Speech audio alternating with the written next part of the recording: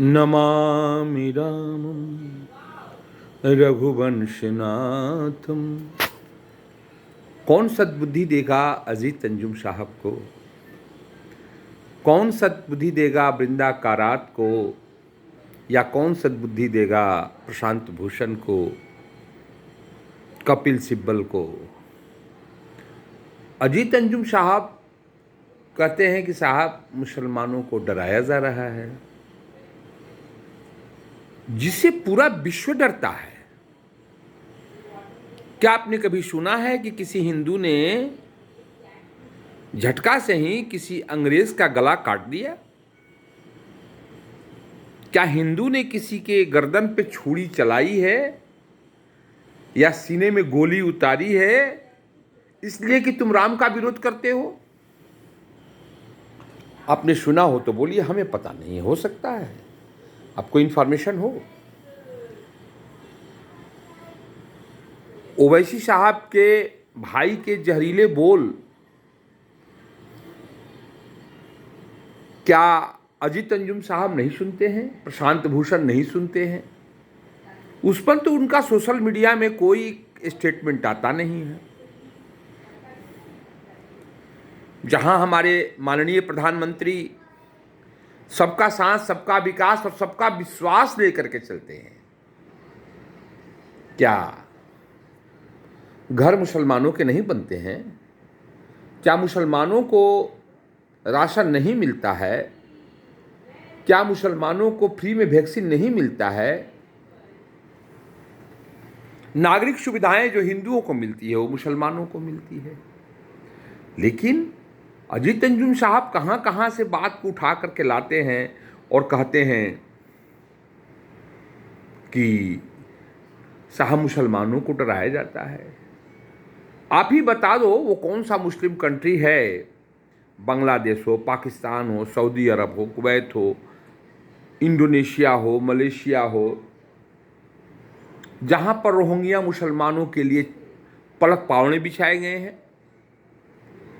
आप बोलो, वहीं भेज दिया जाए।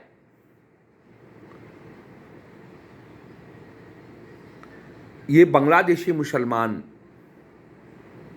हमारे देश के लिए सबसे बड़ी समस्या बन चुके हैं और देश के हर प्रांत में है। राजस्थान में है, दिल्ली में है, मध्य प्रदेश में है, जम्मू कश्मीर में है, बिहार में है, झारखंड में है, सब जगह ये फैले हुए हैं और इनका काम हत्या है, बलात्कार है, डकैती है, छिनैती है।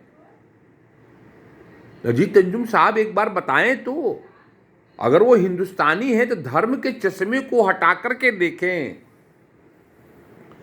मैं तो अजीत अंजुम साहब को चुनौती दे रहा हूं कि वो ये हमें बतावें, मीडिया पे आके बोले कि किस हिंदू ने राम की, शिव की, दुर्गा की शिकायत करने पर विश्व में किसी आदमी का गला काट दिया हो, किसी की हत्या की हो। हिंदुओं में काफिर शब्द नहीं होते।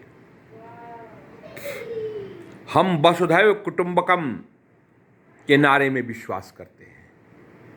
हम आत्मवत सर्वभूतेषु, अपने समान सारे जीवों में नारायण का दर्शन करते हैं।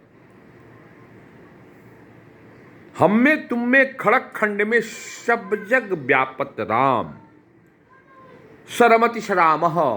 वो जो सब में रमन करता है वही राम है। हम तो हिंदुस्तान में लात खाते हैं।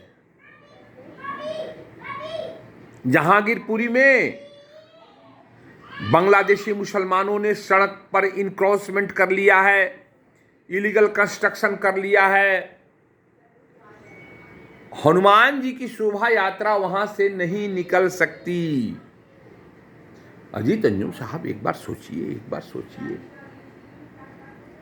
हिंदुओं की सहिष्णुता, प्यार और भाईचारा विश्व में मिसाल है। अरे पाकिस्तान को तो मिला न था बांग्लादेश। लाखों हत्याएं कर दिया, हजारों औरतों को उसने बलात्कार किया। किसने किया? ये पाकिस्तान ने किया बांग्लादेश के साथ।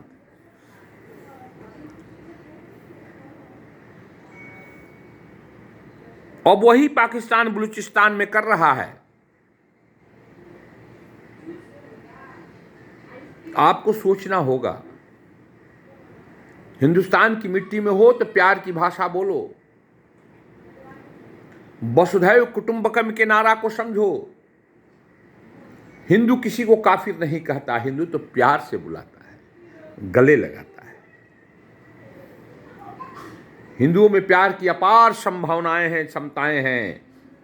लेकिन अजीत अंजुम साहब, उन बांग्लादेशी और रोहिंग्या मुसलमानों को क्या करोगे जो हिंदुओं पर बम चलाते हैं, गोलियां चलाते हैं, जहांगीरपुरी में हनुमान जी की शोभा यात्रा में। वीडियो आपके पास अवेलेबल है, पूरे विश्व में अवेलेबल है, सब जगह सब लोग देखता है। और कानूनी कार्रवाई होती है, रोड भी साफ किया जाता है, तो हाय तौबा मचता है कि एक तरफा कार्रवाई है, मुसलमानों को डराया जाता है। अरे गुप्ता जूस कॉर्नर भी हटाया गया। क्या कोई गुप्ता मुसलमान होता है? क्या ओवैसी गुप्ता है? क्या अब्दुल्ला गुप्ता है? क्या अंसार गुप्ता है? नहीं है। हिंदुओं के भी मकान हटाए गए, लेकिन गलत नरेशन दिया गया सुप्रीम कोर्ट में, गलत नरेशन दिया गया मीडिया में। इसको कोई काटता नहीं है, इसको कोई कहता नहीं है कि गलत बात है। और हिंदुओं के दुख दर्द को कोई सुनने वाला नहीं है। भारत की जो खूबसूरती है वो हिंदुओं से है। हम कभी किसी को काफिर नहीं कहते। अगर आपने सुना हो तो बोलिए, कोई हिंदू कहता है कि तुम काफिर हो। हम तो वसुधैव कुटुंबकम का नारा लगाते हैं, पूरा विश्व मेरा परिवार है। और हमारे माननीय प्रधानमंत्री जी तो बोलते हैं सबका साथ, सबका विकास, सबका विश्वास। और हम फिर से कह देने चाहते हैं कि क्या राशन मुसलमान नहीं उठाते? वो नहीं उठावे, बोल दें कि हम नहीं लेंगे मोदी का राशन, वो नहीं ले मकान का पैसा, वो नहीं ले वैक्सीन। जो हिंदुओं को नागरिक सुविधाएं उपलब्ध हैं, वो सुविधाएं उनको भी उपलब्ध हैं। इस खूबसूरत संसार को खूबसूरत रहने दीजिए। हिंदुओं के समभाव, दोस्ती भाव को समझिए और हिंदुस्तान को शांति प्रिय देश बने रहने दीजिए। धन्यवाद।